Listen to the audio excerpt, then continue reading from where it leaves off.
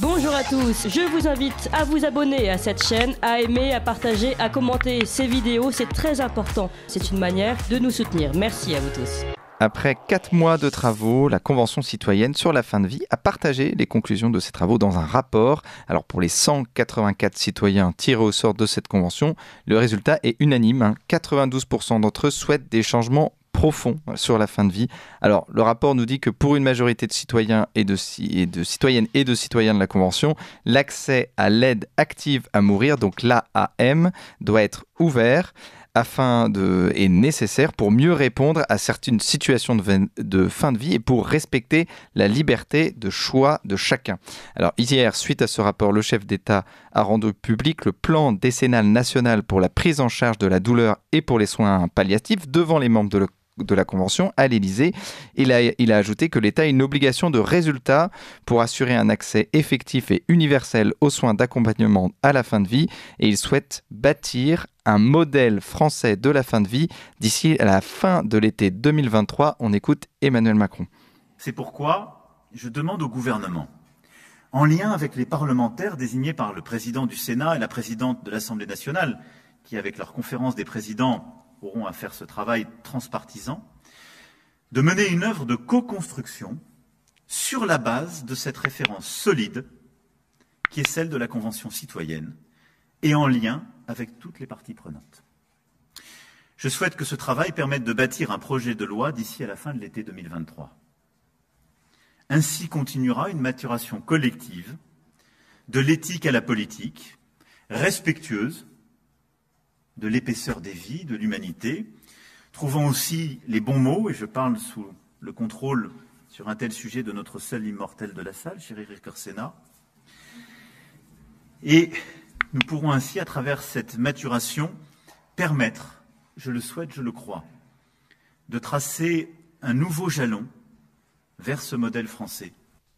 Vous avez écouté le ton solennel d'Emmanuel Macron qui parlait donc de cette convention citoyenne sur la fin de vie, des travaux, qui partageait donc les travaux de la convention citoyenne sur la fin de vie.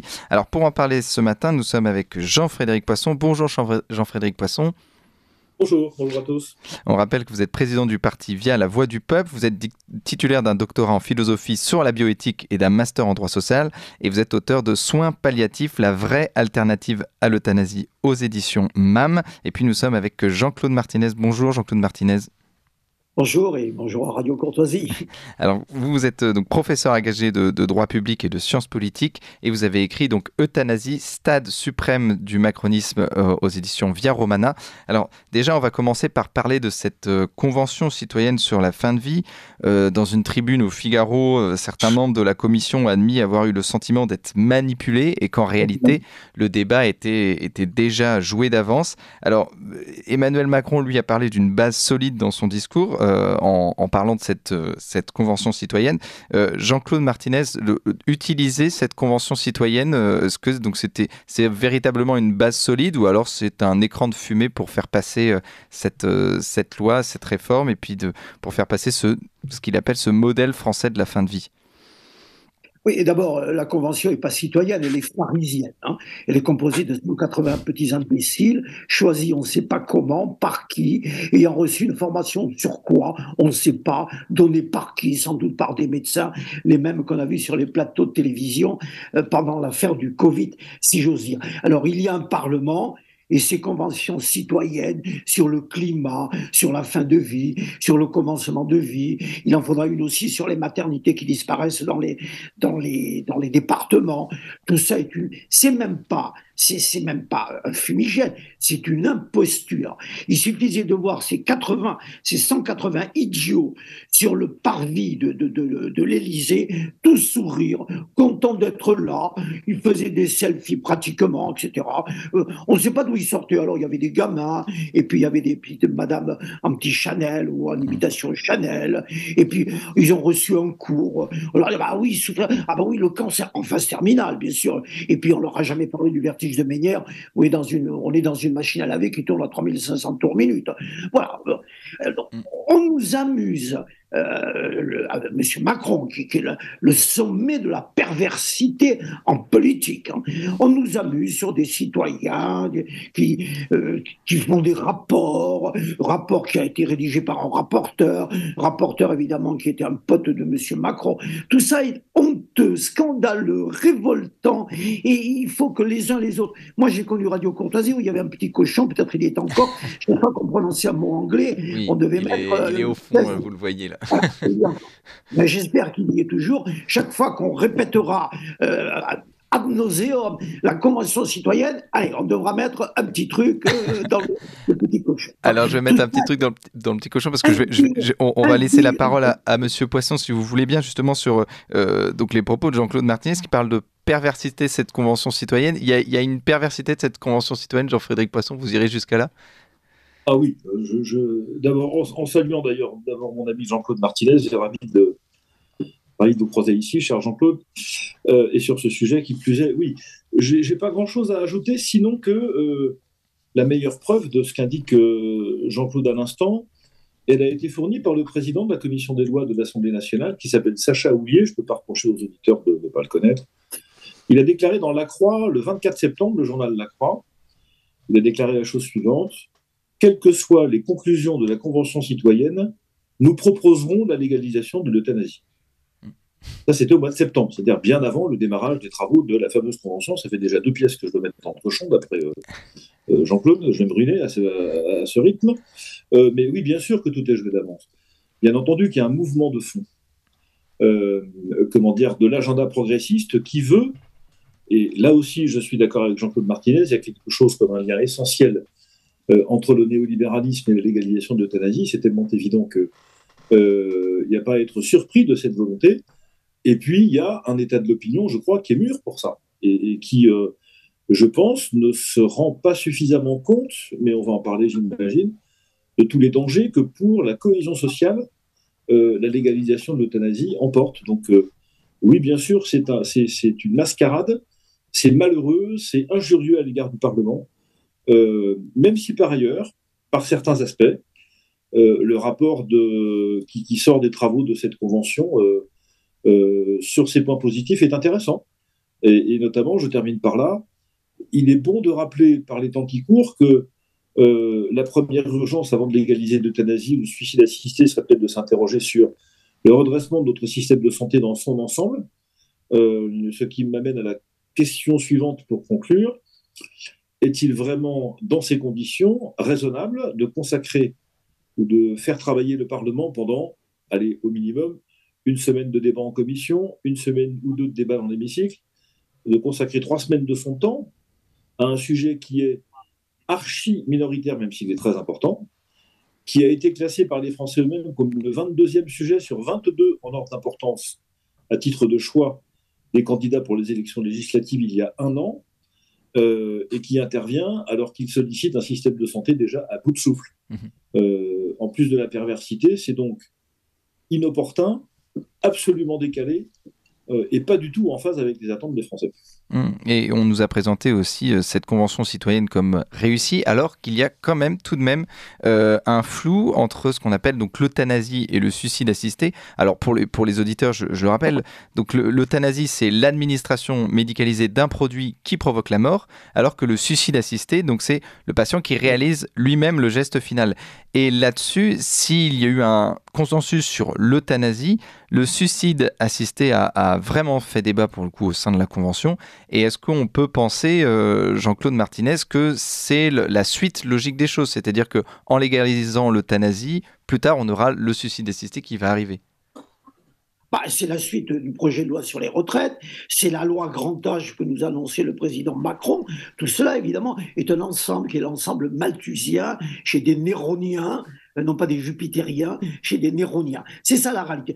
Alors après, le distinguo de médecin de Molière, si le suicide, et je pousse moi-même la seringue, si c'est un autre qui la pousse, toujours de nuit d'ailleurs, dans tous les récits chez les cinglés euthanasiaques, c'est toujours de nuit, que ce soit les reçus, le premier entre tous, professeur Schwarzenberg, on sable le champagne, tout ça c'est dans une atmosphère sympa, tous les livres sont rédigés de la même façon. En réalité, suicide assisté, euthanasie ou tout ce qu'on voudra, que ce soit Godard qui part en Suisse, que ce soit la petite jeune fille de 27 ans en pleine santé qu'on euthanasie en Belgique parce que le souvenir de Zaventem l'a traumatisé, etc. On est dans la même atmosphère. On est chez les je n'ose pas dire les cinglés, finalement, ou ce que Coluche appelait les enfoirés, finalement, ou ce que Saint Paul appelait les pharisiens. Mais on est dans la même zone. Alors, les abus, tout le monde les connaît. On sait ce qu'il y aura dans la loi. Il y aura un encadrement par 2 médecins. Si c'est l'anesthésiste de Bordeaux qui, à longueur de journée, tué des personnes. Si c'est l'infirmière comme Christine Malèvre, qui, entre-temps, s'est mariée, a eu des enfants, etc. On sait, tout ça, on l'a pratiqué pour l'IVG. Je rappelle le chiffre de l'IVG, 225 000. Donc ça va être la cible. Ça va être la cible pour l'interruption volontaire de vieillesse, pour les malades, au nom de la liberté de choix. Mais quel choix? Je suis tout seul. Ça fait des années qu'on ne m'a pas souhaité l'anniversaire. À Noël, je suis seul. À Pâques, je suis seul. Je suis dans un hôpital, on me jette un plateau. J'arrive même pas à ouvrir les yaourts parce que mes mains ne fonctionnent pas bien. J'ai pas mangé. On me dit, ben, vous mangerez mieux demain. Personne ne vient me voir parce qu'il n'y a jamais d'acharnement thérapeutique. Il y a toujours abandon thérapeutique dans les hôpitaux français. Personne ne vous dit « salaud, tu vas vivre, salaud, tu vas vivre ». Il n'y a pas une myriade de médecins autour du lit pour essayer de vous sauver. Oui, c'est ça. C'est qu'il va y avoir une différence entre les personnes qui ont peur de souffrir de la mort et les gens qui ont peur de leur vie, enfin de souffrir de leur vie. Mais ça, on va revenir là-dessus tout de suite, Jean-Claude Martinet. Je rappelle le titre de votre livre « Euthanasie, stade suprême du macronisme » aux éditions Via Romana. Il est 8h, c'est l'heure du bulletin d'actualité d'Emmanuel Noël, puis après on revient vers vous. Ligne droite. Chevalier de la table ronde. Oui, oui, oui. Non, non, non. La table ronde. Et nous sommes toujours avec Jean-Frédéric Poisson et Jean-Claude Martinez pour parler de la Convention citoyenne sur l'euthanasie qui a rendu son rapport ce week-end. Nous étions avec vous, donc Jean-Claude Martinez, pour parler donc de l'euthanasie. Et je vais vous poser la question, quelle est la philosophie de l'euthanasie? Vous avez parlé du côté malthusien. Et ce que vous dites dans votre livre, c'est que ça cache aussi un nihilisme aussi de la pensée.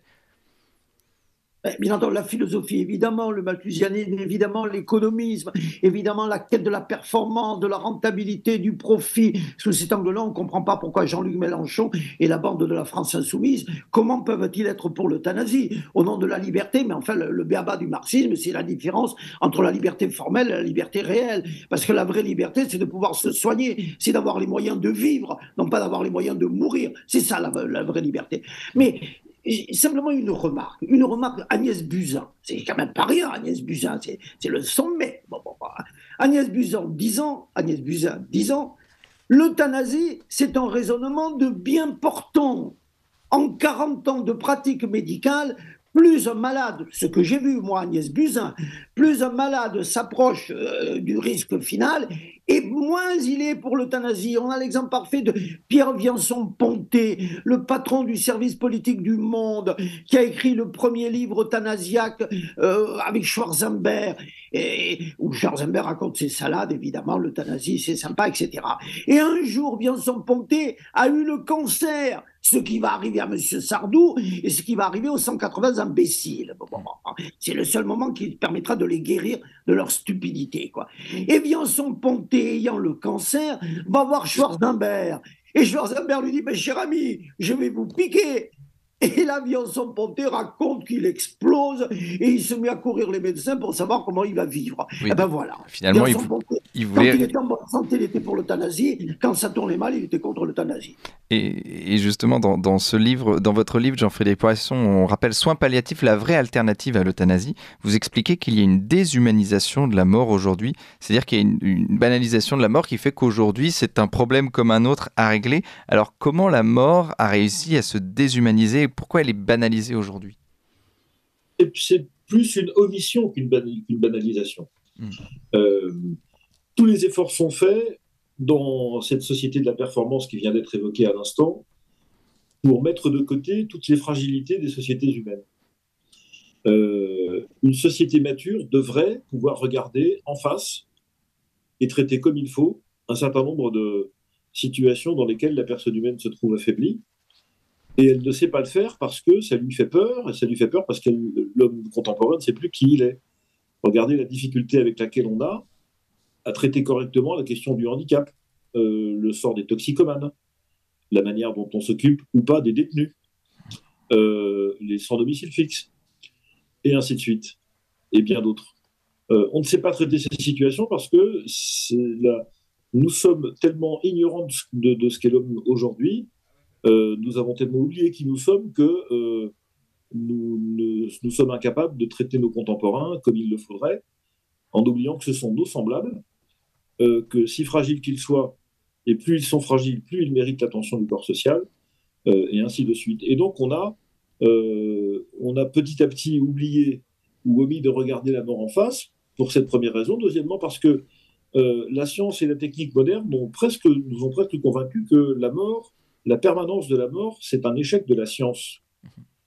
Quand je dis qu'on est oublieux de la condition humaine, on veut à tout prix mettre de côté ce fait que nous mourrons tous un jour et que tant que le monde sera monde, l'homme sera mortel. C'est ainsi. Mais la science nous fait entrevoir un certain nombre de mirages selon lesquels un jour la science vaincra la mort et rendra l'homme immortel. Donc tant qu'elle ne l'a pas fait, on met tout ça de côté parce que finalement c'est un échec de la raison humaine et de la modernité. Donc faut pas que ça se voie, ou pas que ça se voie trop. Et puis dernier point, la déspiritualisation, je ne parle pas de l'absence de religion, je parle de l'absence de prise en compte de la réalité spirituelle de l'homme, y compris dans les programmes d'enseignement. Enfin, moi, quand j'étais petit, j'apprenais des pièces tragiques grecques dans lesquelles on mourait à toutes les pages, et parfois plusieurs fois par page. Voyez-vous, pour toutes les raisons du monde. Aujourd'hui, tout ça s'est terminé. Le seul contact qu'on a avec la mort aujourd'hui, c'est à la télévision, dans les jeux vidéo. Mais plus personne ne veille les morts chez soi. On ne va pas dans les cimetières. On ne va pas, ou très peu, ou de moins en moins, devant les monuments aux morts. Enfin bref, la mort a disparu, en réalité, de la vie quotidienne. Et quand elle revient en force en disant « Coucou, je suis là », et qu'elle pointe son nez, alors effectivement, la conjonction de cette mort prochaine dont on a fait beaucoup d'efforts pour l'évacuer de nos existences, elle fait peur. Et c'est normal d'avoir peur en face de la mort. Il y a 2500 ans et plus de philosophie, de littérature et du reste pour effectivement faire comprendre que ça n'est pas anodin. Et de fait, moi je comprends très bien humainement cette réaction. D'ailleurs, elle explique beaucoup des sondages qui sont soumis aux Français. Si on vous pose la question, est-ce que vous êtes d'accord pour mourir dans des circonstances atroces, des souffrances insupportables, oubliés de tous, isolés, et sur un brancard sordide au sous-sol d'un hôpital malfamé. Qui a envie de répondre oui à cette question? Évidemment, personne. Mais on ne parle pas de ça. Le service de santé publique français devrait être capable d'offrir autre chose que ça, même si malheureusement, ce sort-là est un sort assez commun. Et puis il reste la liberté de choix, qui est une pseudo-liberté, comme disait Jean-Claude Martinez à l'instant. Et j'ajoute un élément que je souhaite soumettre à la réflexion de nos auditeurs pour bien comprendre de quoi il s'agit. Euthanasie ou suicide assisté, c'est pas tout à fait la même chose. Dans un cas, il y a le concours d'un tiers. Dans l'autre cas, non. Le concours d'un tiers, la puissance publique, la santé publique n'agit par fourniture de moyens dans le cas du suicide assisté, alors qu'elle est l'acteur direct dans le cas de l'euthanasie. Quoi qu'il en soit, il s'agit de faire entrer le droit de tuer dans la loi française et de transgresser l'interdiction de tuer. J'ai un exemple à vous fournir, je termine par là brièvement. Allez-y. Si vous voulez signer une rupture conventionnelle avec votre employeur, et que pour faciliter la négociation, vous lui dites « Ah bah tiens, cher monsieur l'employeur, pour aller plus vite, je vais renoncer à mes congés payés, ça coûtera moins cher. » Eh bien, vous n'avez pas le droit de le faire. Vous n'avez pas le droit parce que c'est considéré comme une mesure d'ordre public social. Autrement dit, si vous voulez renoncer à quelque chose qui est une manifestation de l'ordre public social, on considère que c'est tout l'édifice que vous fragilisez par votre simple refus personnel. Ce que je suis en train de dire, c'est que derrière la demande de l'euthanasie, qui a de loin l'apparence d'un choix personnel, en fait, en demandant à quelqu'un de vous tuer, soit directement, soit par fourniture de moyens, parce que c'est exactement ce que ça veut dire. En réalité, c'est tout l'édifice que vous ébranlez, parce que ça veut dire que la vie humaine n'est plus respectable en tant que telle. Alors vous me direz, c'est pas la première fois, il y a d'autres occurrences, c'est vrai. Mais là, il s'agit en fait de faire passer la loi, depuis la loi qui est faite pour ceux qui vont mourir, c'est l'état actuel de la loi Claes-Leonetti, à une loi qui est faite pour ceux qui veulent mourir, et il s'agit en fait de passer du code de la santé publique au code pénal. Donc ce n'est pas une évolution douce, c'est une rupture. Elle est légale, elle est symbolique, et évidemment, elle est spirituelle. Et c'est la porte ouverte, enfin ce que vous expliquez, Jean-Claude Martinez, dans votre livre Euthanasie, stade suprême de la Macronie, c'est la porte ouverte à l'eugénisme et à ce que vous appelez la discrimination anti-vieux. Alors qu'est-ce que c'est la discrimination anti-vieux ? Oui, d'abord, j'ai trouvé l'exemple de Jean-Frédéric tout à fait excellent. Bon, c'est le dernier racisme autorisé. Voilà, on peut plus dire Martinez espagnol, on peut plus dire Rital, on peut plus dire Brugnoul, on peut plus dire Bercy, on peut plus dire Georges Éloy. Mais on peut dire, il sucre les fraises, il a plus bon pied bon oeil, alors comment ça va ? Vous voyez, cette espèce de mépris, de condescendance. Ne jamais oublier que le malade est en position horizontale et que le médecin est en position verticale. Et que le vrai pouvoir, c'est pas le juge d'instruction, le vrai pouvoir, c'est le pouvoir du médecin. Parce qu'on finit tout le temps, si j'ose dire, entre les mains du médecin, avec les limites du médecin.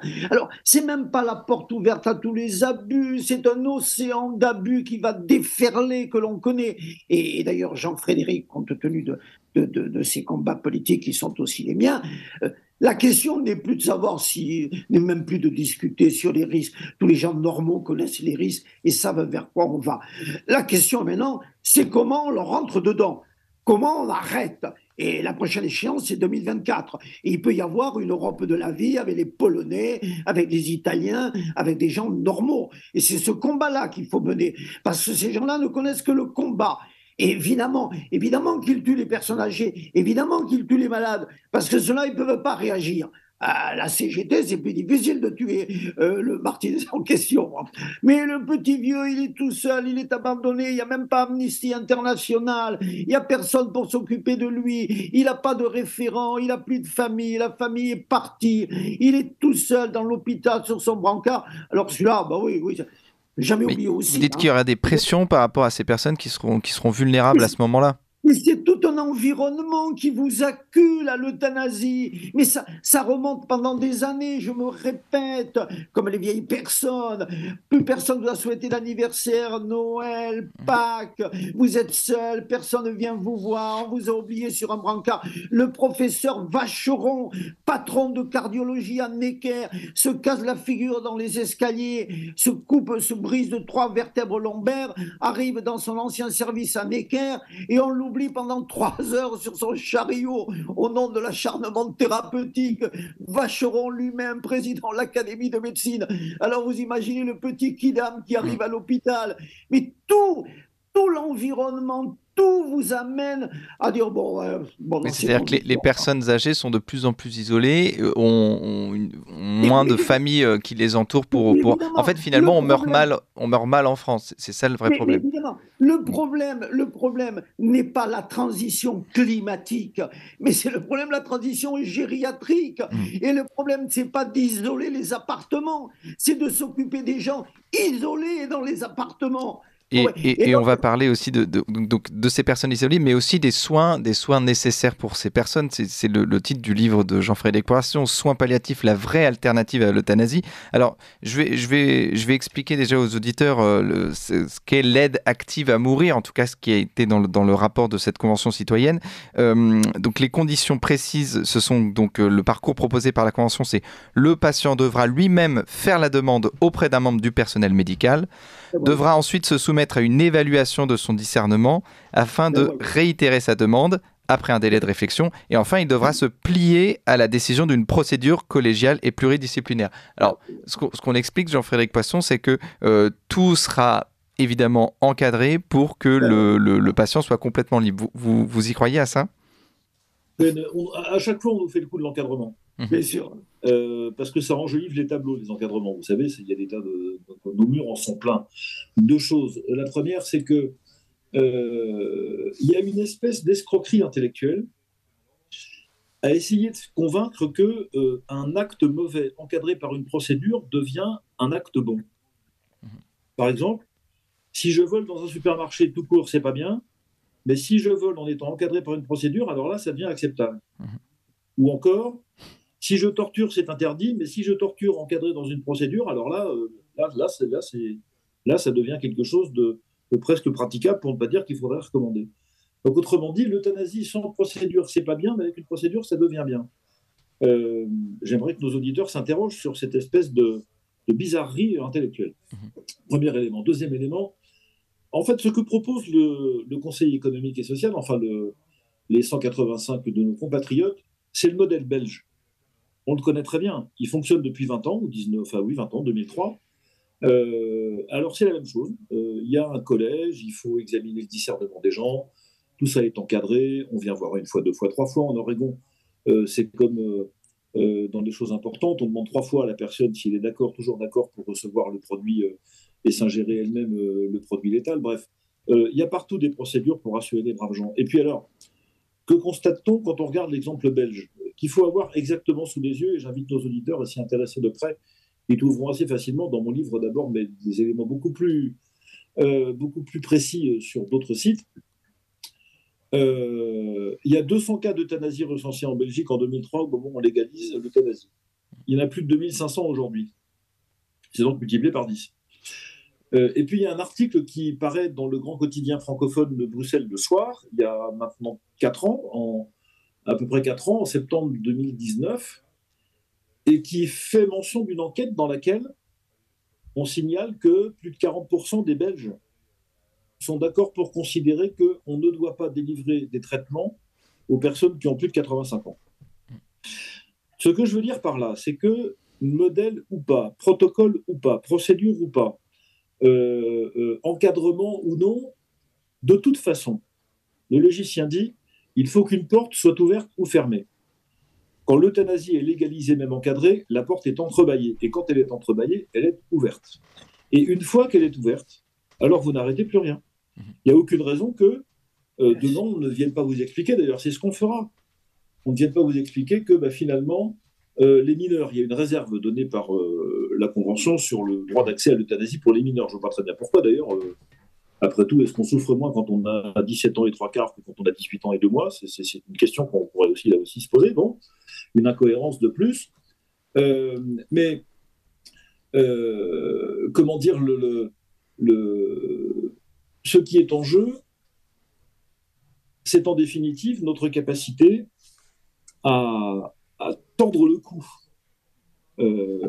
à cette évolution et à faire en sorte que purement et simplement le droit de donner la mort soit directement, soit par fourniture de moyens, n'entre pas dans la loi. Je dis fourniture de moyens pour nos auditeurs car si, cher monsieur, il vous prenait l'idée de prêter une voiture à quelqu'un qui commet un cambriolage avec la voiture que vous lui prêtez, vous serez inquiété par le juge d'instruction pour complicité par fourniture de moyens. Je ne sais pas si vous serez condamné, mais en tout cas, vous entrerez dans la procédure pénale.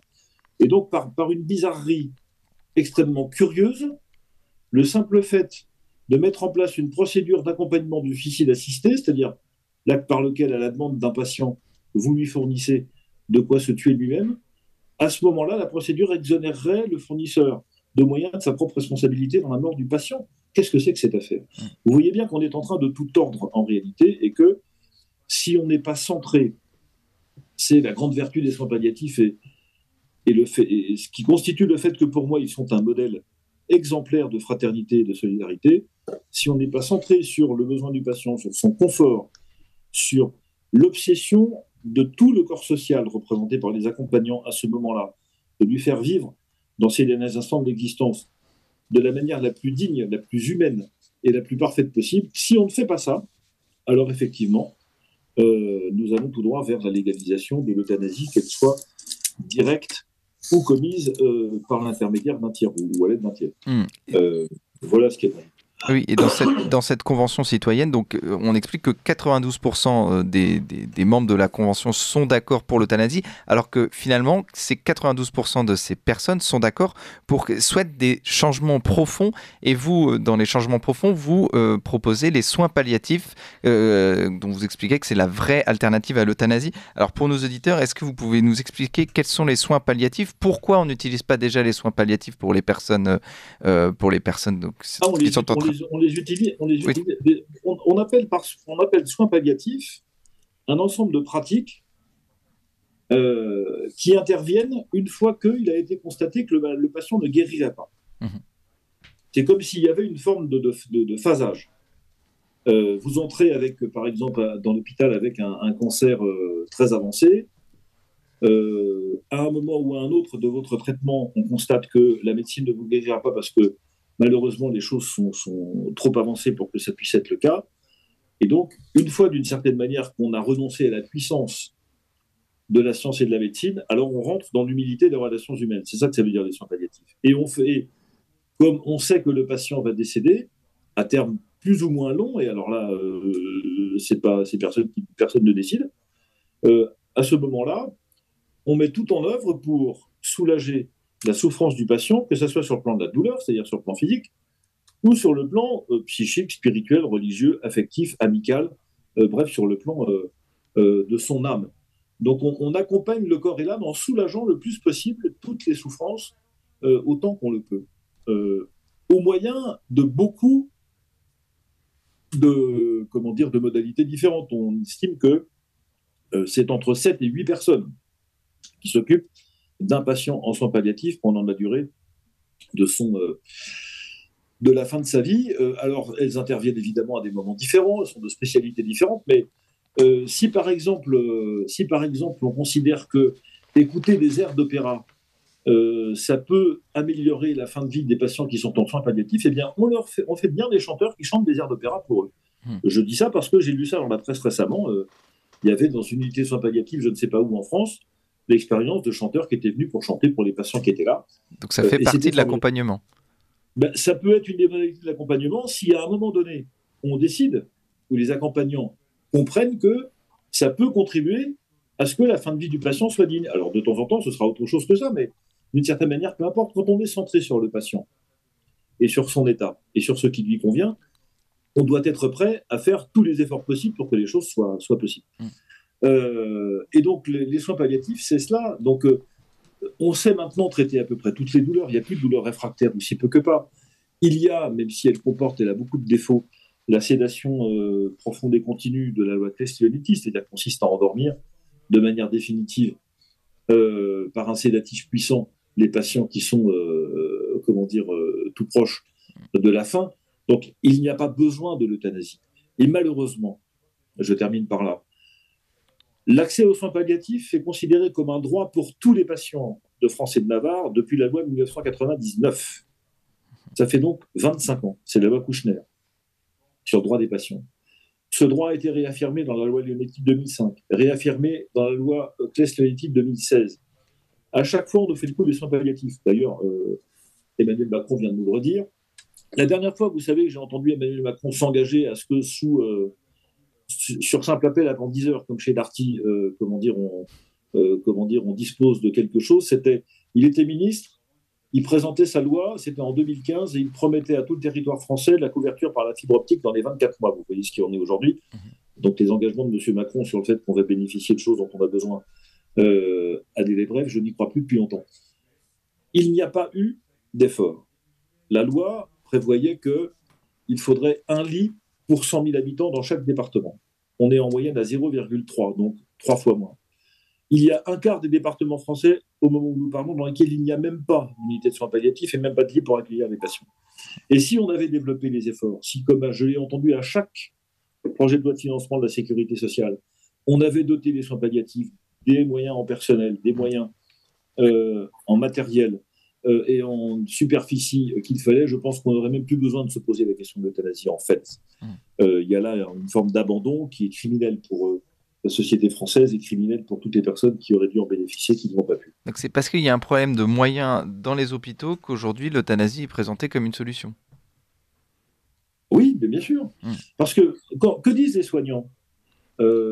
C'est un peu ce qu'évoquait Jean-Claude Martinez tout à l'heure en parlant de la citation d'Agnès Buzyn. Toutes les personnes vous disent, et un des plus célèbres d'entre eux, Lucien Israël, que nos auditeurs connaissent sûrement, qui était un immense anthropologue français qui est décédé maintenant depuis quelques années, il a fait un livre il y a déjà plus de 20 ans, presque 25 ans, sur la question de la fin de vie. Il témoigne, comme tous les médecins, comme tous les accompagnants, dans l'immense majorité des cas, il n'y a pas une demande d'euthanasie qui résiste au fait qu'on s'occupe des personnes qui la formulent. Alors, je ne dis pas qu'il n'y a pas des souffrances insupportables, je ne dis pas que l'isolement n'existe pas, bien entendu, je ne prétends pas que personne n'ait jamais eu envie de mourir dans sa vie, tout le monde connaît ça. Enfin, ça fait partie de la condition humaine, ça y est, des moments dans l'existence où on peut avoir envie d'en finir, même si c'est fugace et que ça vous traverse l'esprit, c'est comme envie de tuer quelqu'un. Ça vous traverse l'esprit parce que vous considérez ça comme une solution, puis vous abandonnez ça parce que votre schéma mental ne permet pas que ça reste dans votre conscience. Mais ça fait partie des pulsions, si j'ose dire, dont l'être humain est le sujet. C'est assez courant, mais ça ne supporte pas le temps ou l'épreuve du temps à partir du moment où on vient à votre aide. Si vous n'en pouvez plus, comme la situation que décrivait à nouveau Jean-Claude tout à l'heure, que vous êtes tout seul, plus personne vient vous voir, vous ne pouvez pas vous débrouiller tout seul, vous n'êtes plus capable de rien faire, vous êtes déprécié à vos propres yeux, à un point tel que la seule issue pour vous, c'est d'en finir. Alors je comprends que vous demandiez ça, sauf que quand on vient vous dire non, c'est pas fini, vous avez encore de moments formidables à vivre, il faut vous préparer à mourir, on s'occupe de vous, vous avez du prix à nos yeux, c'est pour ça que toute la société est à votre chevet. Évidemment que ça changera, et en plus, on va soulager votre douleur parce qu'on a de quoi le faire. Ça, oui, si ça existait et si c'était présenté comme tel à tous les Français, l'immense majorité de ceux qui demandent à mourir ne le demanderaient pas. Mais vos détracteurs vont dire que l'euthanasie et les soins palliatifs peuvent cohabiter ensemble.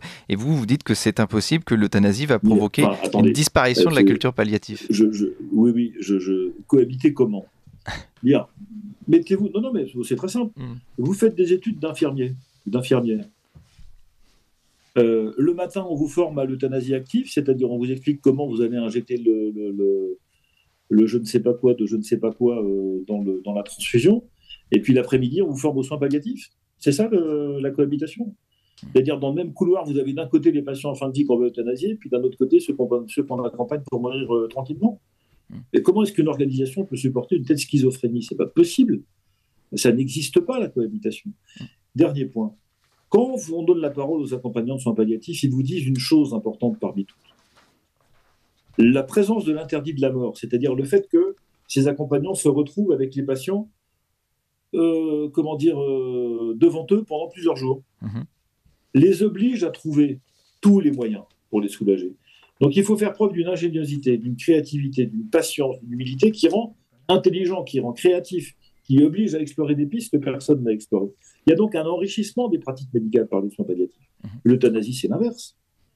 L'euthanasie, ça coûte pas cher. Ça prend même pas 2 minutes.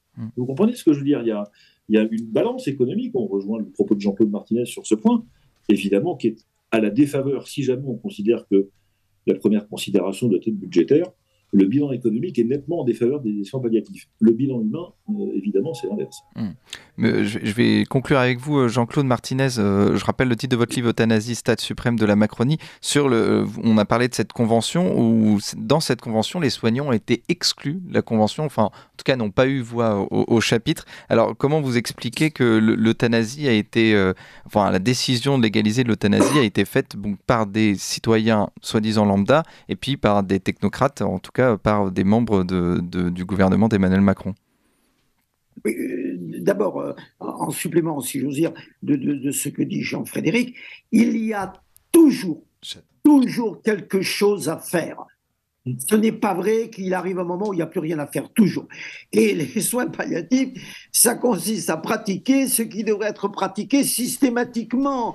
Si l'autre se réveille en sueur à 2 heures du matin et il demande une verveine, est-ce qu'on a besoin d'un service de soins palliatifs? Oui. S'il a besoin qu'on lui prenne la main, est-ce qu'on a besoin d'un service de soins palliatifs? Si les médecins n'étaient pas des brutes en blanc, c'est pas moi qui ai écrit le livre, et si dans les hôpitaux, il n'y avait pas à 6 heures du matin des perruches dans les couloirs qui ne se préoccupent pas de savoir si l'autre vient à peine de s'endormir, on n'aurait pas... Les soins palliatifs, ça consiste à faire ce qu'on devrait faire partout, au plan humain. Mais si vous me permettez, juste une petite chose. Allez-y, mais très vite. La cassure anthropologique est en train de se produire. Et la suivante, et on ne la voit pas. On l'a vu pendant le Covid.